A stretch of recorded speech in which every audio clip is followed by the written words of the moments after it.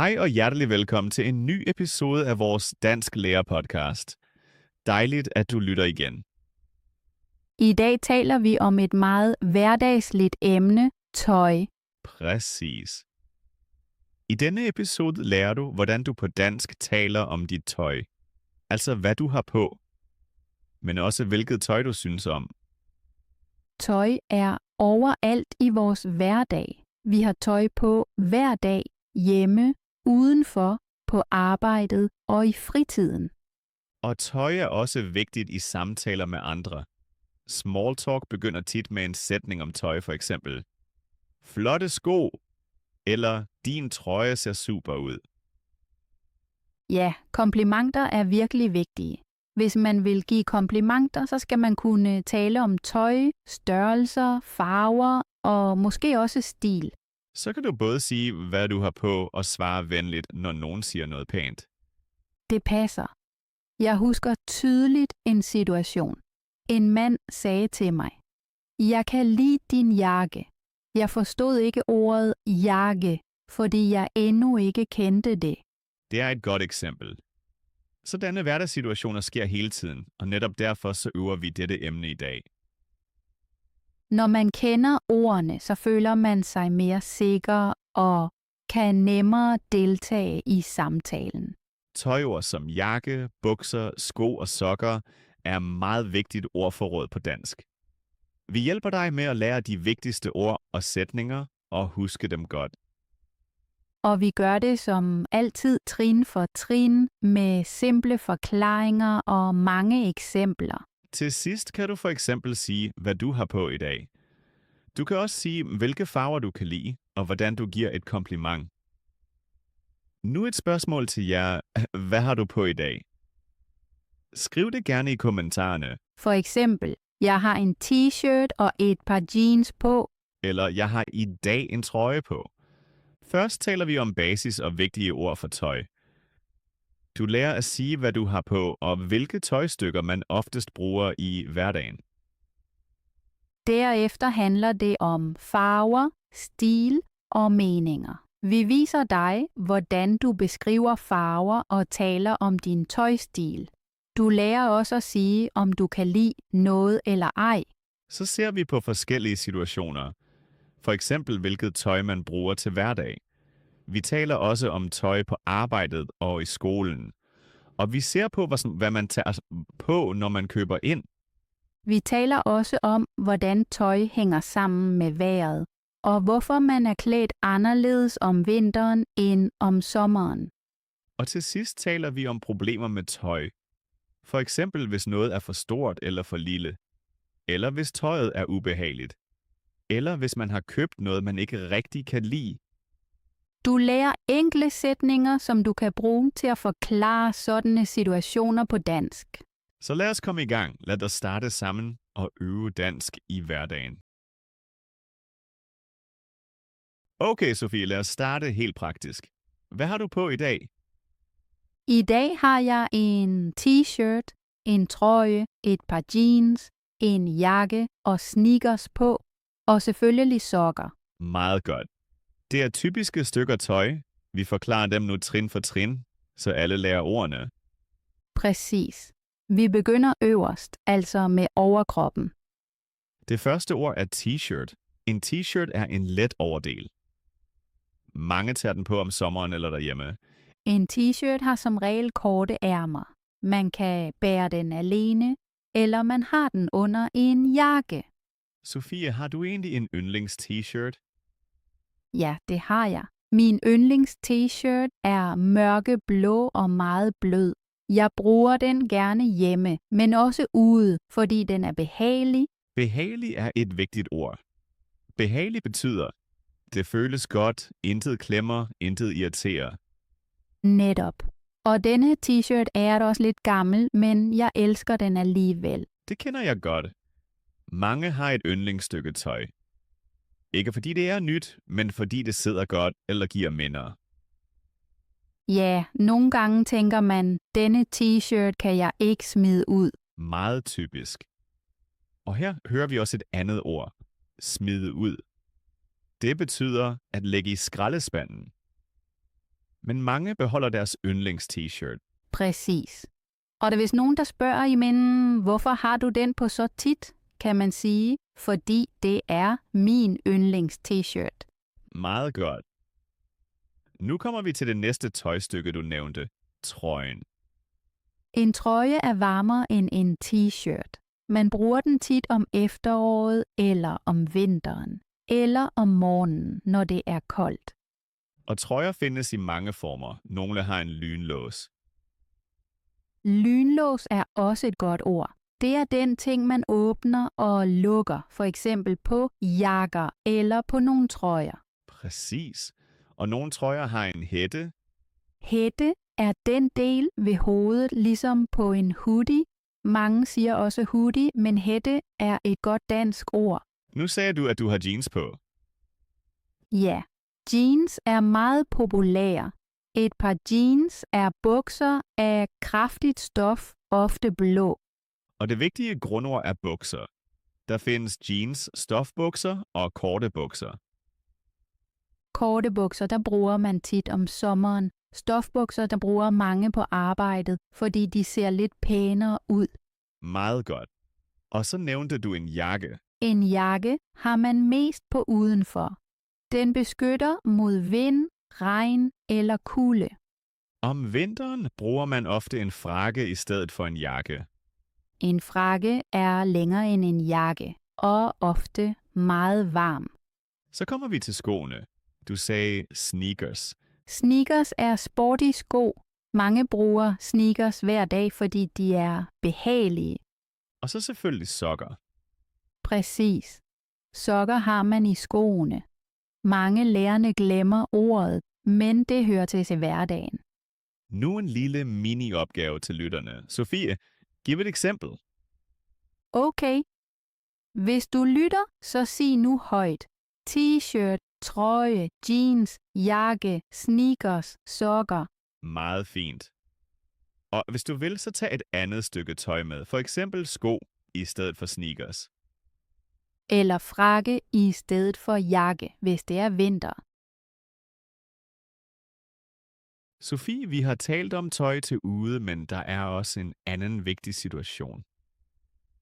Rigtigt. Om det taler man ofte ikke i undervisningen, men i hverdagen gør man. Præcis, det handler om nattøj. Altså om pyjamas. Netop. Pyjamas er et meget vigtigt ord. En pyjamas er tøj, man tager på om natten, når man sover. Mange mennesker sover med pyjamas i sengen. En pyjamas består ofte af 2 dele. Af en overdel og et par bukser. Præcis. Stoffet er tit blødt og behageligt. Behageligt er her igen et meget vigtigt ord. Når man sover, vil man føle sig godt tilpas. Jeg bruger som regel en pyjamas, især om vinteren, Hvorfor især om vinteren? fordi det er koldt om natten. Så tager jeg en lang pyjamas med lange ærmer. Det er meget typisk. Om vinteren bruger mange lange pyjamaser. Om sommeren er det anderledes. Ja, om sommeren bruger mange korte pyjamaser. Eller kun en t-shirt. Præcis. Nogle sover også kun med en t-shirt og korte bukser. Og nogle mennesker sover endda nøgne. Ja, det er rigtigt. Nøgen betyder uden tøj. Det er et meget personligt emne, men man hører det tit i samtaler. For eksempel, når venner rejser sammen. Præcis. Så spørger nogen måske, hvad har du på om natten? Og så kan man sige, jeg sover i pyjamas. Eller, jeg sover kun i t-shirt. Eller, jeg sover nøgen. Det er alle nemme sætninger, men de hører til hverdagen. Vigtigt er også her igen. Man skal føle sig godt tilpas. Ja, hver person er forskellig. Nogle kan lide det varmt, andre foretrækker det køligt. Jeg kan lide det varmt. Derfor tager jeg om vinteren også nogle gange tykke sokker på i sengen. Sovesokker. Præcis. Sovesokker er bare sokker, man har på om natten. Mange synes, det er underligt, men det er meget praktisk. Ja, især hvis man har kolde fødder. Nu et lille mini-dialog som i hverdagen. Okay. Sofie, sover du med pyjamas om natten? Ja, for det meste. Om vinteren har jeg en lang pyjamas på. Om sommeren har jeg ofte kun en t-shirt. Og har du altid sokker på? Nej, kun om vinteren. Aldrig om sommeren. Meget godt, nu omvendt. Mikkel, hvad sover du i? Jeg har som regel korte bukser og en t-shirt på. Jeg har sjældent pyjamas på. Og sover du nogle gange nøgen? Ja, om sommeren nogle gange, når det er meget varmt. Godt, at jeg ikke er hos dig om sommeren, Mikkel. Det kan du sige højt. Godt, Mikkel. Efter nattøj og pyjamas bliver det nu igen helt hverdag. Præcis. Nu taler vi kun om ét emne. Farver. Farver er super vigtige, når vi taler om tøj. Ja. Meget tit siger man ikke kun, jeg har en jakke på, men også farven. For eksempel, jeg har en sort jakke på. Eller jeg har en blå t-shirt på. Præcis. Derfor lærer vi nu de vigtigste farver sammen med tøjstykker. Vi begynder med meget nemme farver. Den første farve er sort. Sort er en meget almindelig farve i tøj. Mange siger, jeg går gerne i sort. Man ser ofte sort på jakker, bukser og sko. For eksempel sort jakke, sorte bukser, sorte sko. Nu en lille opgave til jer. Se jer kort omkring. Ser I noget sort på jer? Måske sorte sko. Eller et par sorte bukser? Den næste vigtige farve er hvid. Jeg kan lide hvid, men jeg bruger den forsigtigt. Hvid bliver hurtigt beskidt. Alligevel har jeg meget hvidt tøj, især t-shirts. Jeg også. Hvid ser ofte frisk ud, især om sommeren. Man ser hvidt meget tit på t-shirts, for eksempel en hvid t-shirt, eller også en hvid bluse. En bluse er lidt som en skjorte, bare til kvinder, og hvid passer til mange andre farver. Præcis. Og nu kommer en lille opgave til jer. Kig kort på jeres tøj, eller tænk på jeres skab. Har I et hvidt stykke tøj? Måske en hvid t-shirt. Så sig sætningen, jeg har en hvid t-shirt, eller jeg har en hvid bluse på. Hvis du ikke har hvidt på nu, så sig alligevel, jeg har en hvid t-shirt derhjemme. Meget godt.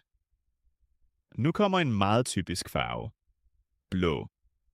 Blå er super almindelig, især på jeans. Næsten alle har et par blå jeans. Jeg kender få mennesker uden blå jeans. Rigtigt. Og blå er også en farve, som mange kan lide, fordi den ikke er for iøjnefaldende. Man siger, jeg har blå jeans på, eller jeg har blå bukser på. Der findes mange nuancer af blå. Lyseblå eller mørkeblå. Men i dag nøjes vi med blå. Jeg vil spørge dig noget personligt, Sofie. Er blå en af dine yndlingsfarver? Ja, helt sikkert. Blå er en af mine yndlingsfarver, især mørkeblå.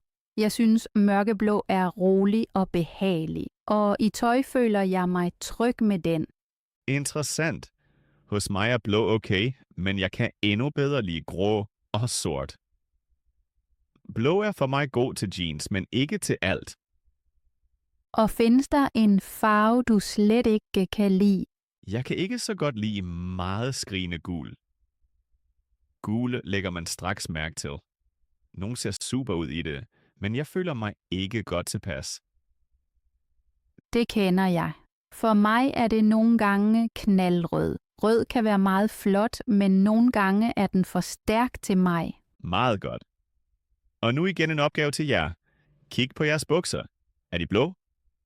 Så sig, jeg har blå bukser på. Eller, jeg har blå jeans på. Hvis bukserne ikke er blå, så sig bare, jeg har et par blå jeans. Meget godt. Nu kommer den næste farve. Grå. Grå er en rolig farve. Mange trøjer er grå. Eller jakker. Jeg har for eksempel mange grå trøjer, fordi de passer til alt. Jeg også. Grå er helt i top hos mig. En grå trøje er et typisk hverdagstykke. Og nu laver vi en lille samtale. Okay. Sofie, hvad har du på i grå i dag? Jeg har en grå trøje på i dag. Den er behagelig og varm. Meget godt. Og jeg har grå sko på. Man ser, grå kan man bruge overalt. Nu kommer vi til en stærkere farve. Rød. Rød springer i øjnene. Rød er en farve, man ser med det samme. Mange går med røde jakker eller røde trøjer. For eksempel en rød jakke eller en rød trøje. Jeg har et rødt halstørklæde, men jeg bruger det ikke hver dag. Rød er for mig mere en detaljefarve. Altså kun et stykke, ikke alt. Præcis. Nu er det jeres tur. Er der noget rødt i nærheden? Måske et rødt halstørklæde, en rød hue eller røde sko. Så sig, jeg har et rødt halstørklæde på, eller jeg har en rød jakke. Meget godt. Nu kommer grøn. Grøn ser man ofte på jakker eller trøjer. For eksempel en grøn jakke eller en grøn trøje. Jeg synes grøn er pæn, men ikke alle nuancer. Jeg kan bedre lide mørkegrøn end meget lysegrøn. Nu kender vi mange farver og stykker tøj. Og nu kommer vi til et emne, som er særligt svært for mange lærerne. Det handler om komplimenter og meninger. Altså om, hvad vi siger, når vi kan lide tøj eller ikke kan lide det. Ja, det er virkelig ikke let. Mange lærerne er bange for at sige noget forkert, eller de ved ikke, hvor direkte eller hvor høflige de skal være. Lige her sker der tit pinlige situationer. Komplimenter er meget vigtige i hverdagen. De viser interesse og venlighed. Man hører dem på arbejdet, når man handler, eller også på gaden. Jeg husker tydeligt en pinlig situation fra min hverdag. En kollega havde en ny jakke på. Jeg synes, den var virkelig flot og ville sige noget pænt. Og så manglede du ordene, ikke? Præcis. Jeg tænkte længe og sagde kun jakke. God. Det var meget ubehageligt for mig. Hun smilede, men jeg følte mig helt usikker. Det kender jeg godt. Det er også sket for mig mange gange. Men løsningen er egentlig helt enkel. Ja, i dag vil jeg bare sige, din jakke ser flot ud, eller jeg kan lide jakken. Det er korte, klare sætninger. Præcis. Et kompliment behøver ikke være svært. En meget enkel sætning er, det ser godt ud, eller det kan jeg lide. En anden typisk sætning er, farven klæder dig. I starten forstod jeg ikke denne sætning. Jeg heller ikke. Jeg spurgte mig selv, hvad betyder står? I dag ved jeg, at stå her betyder, at noget passer godt til en person. Nu taler vi om, hvad der sker, når man selv får et kompliment. Det er også svært for mange. Ja. Jeg husker en pinlig situation hos mig. En sagde det til mig. Flotte sko. Og jeg svarede bare nej. Nej, virkelig? Ja. Jeg vil være beskeden og troede, det var høfligt. Men bagefter var det meget mærkeligt. Ja, det lyder virkelig mærkeligt. I sådan en situation er et ord nok. Præcis. Man siger bare, tak. Eller tak, det glæder mig. Mere behøver man ikke sige. Nu kommer vi til meninger. At sige sin mening er især vigtigt, når man handler eller er med venner. For eksempel, når nogen spørger, hvad synes du om min t-shirt? Et ærligt svar er vigtigt, men det skal være venligt. Man kan sige, jeg synes, den er pæn. Eller, jeg kan lide farven. Men hvad hvis man ikke kan lide noget? Det er tit svært. Sandt. Tidligere løj jeg tit. I dag prøver jeg at være ærlig, men respektfuld. For eksempel, det er ikke helt min stil. Eller, jeg kan bedre lide andre farver. Så sårer man ingen. Mikkel, hvad synes du om min nye jakke? Jeg synes, den er virkelig flot. Farven passer meget godt til dig, og den ser behagelig ud. Tak, det glæder mig. Nu omvendt. Hvad synes du om min skjorte? Jeg synes, skjorten er okay. Formen er god, men farven er ikke helt min smag. Meget godt. Ærligt, men venligt. Sådan taler man i hverdagen. Komplimenter og meninger hører bare til livet. Man hører dem på arbejdet, med venner eller endda med fremmede. Vigtigt er at bruge simple sætninger og ikke være bange. Fejl er normale og en del af læringen. Jeg har lavet mange fejl, især i starten, men netop derved har jeg lært. Nu en lille opgave til jer. Tænk på et stykke tøj, som I kan lide. Giv et kompliment. For eksempel, jakken ser godt ud. Og svar så på det. For eksempel, tak. Ofte behøver man ikke mere. Små sætninger, stor effekt. Nu har vi talt om farver, meninger og komplimenter. Nu ser vi på, hvordan tøj hænger sammen med situationer. Tøj følger ofte sted og anledning. Det er vigtigt at vide i hverdagen. Præcis. Vi har ikke altid det samme tøj på. Det gør en stor forskel, hvor vi er og hvad vi laver. Ofte mærker man det først, når man er usikker. Tøj i hverdagen er tit andet end tøj på arbejdet eller i skolen. I hverdagen vil man normalt føle sig godt tilpas. Man tænker mindre over, om det er smart. Også når man køber ind, tænker man, hvad tager jeg på? Hvad passer lige nu? Mange klæder sig ekstra behageligt uden at tænke over det. Lad os starte med hverdagen. Hverdag betyder normale dage. Hjemme på gåture med venner, altså situationer uden særlig anledning. I hverdagen bruger mange mennesker behageligt tøj. Behageligt er her det vigtigste ord. Det betyder, intet klemmer, intet generer, man føler sig godt. Typisk hverdagstøj er jeans, t-shirts, trøjer og sneakers.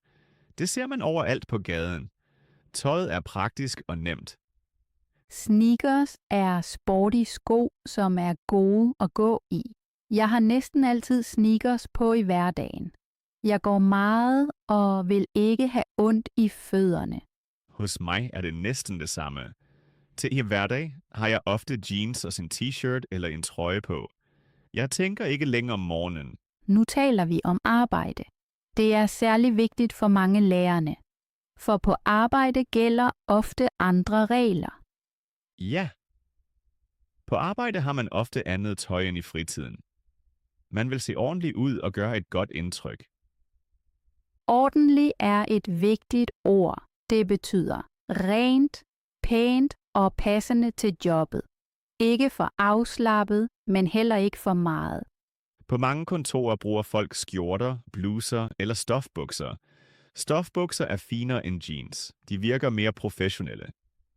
Jeg har ofte en bluse og stofbukser på arbejdet. I starten var det uvant for mig, men jeg vennede mig hurtigt.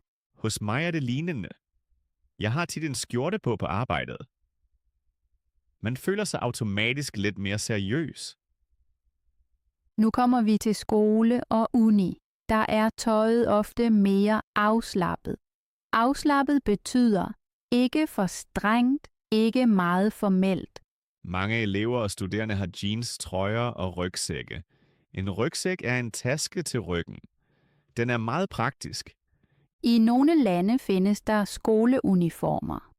Uniform betyder, alle har det samme tøj på, for eksempel samme jakke eller samme skjorte. I Danmark findes det næsten ikke. Men i andre lande er det helt normalt. Uniformer skal ofte vise lighed. Nogle elever kan lide uniformer, andre ikke. Jeg synes, det er godt selv at vælge, hvad jeg tager på. Nu taler vi om luksustøj. Luksus betyder meget dyrt, ofte kendte mærker. Det er ikke til at hverdag for alle. Luksustøj tager man ofte på til særlige lejligheder. For eksempel til en fest eller en vigtig aftale. Jeg ejer næsten ikke luksustøj. Jeg heller ikke. Jeg synes, det er bedre, når tøjet er behageligt. Luksus ser tit flot ud, men er ikke altid praktisk. Nu kommer vi til indkøb. Det er også en særlig situation. Når man køber ind, tænker man ofte praktisk. Mange tager behageligt tøj på til indkøb. Sko er især vigtige. Man går meget og står længe. Prøve er et vigtigt ord. At prøve betyder teste tøj. Til det behøver man tøj, man let kan tage af. Jeg tager dem ofte sneakers på og ikke stramme bukser, når jeg køber ind. Så er alt nemmere. Nu har vi talt om hverdag, arbejde og forskellige situationer. Nu kommer et emne, der er vigtigt hver dag.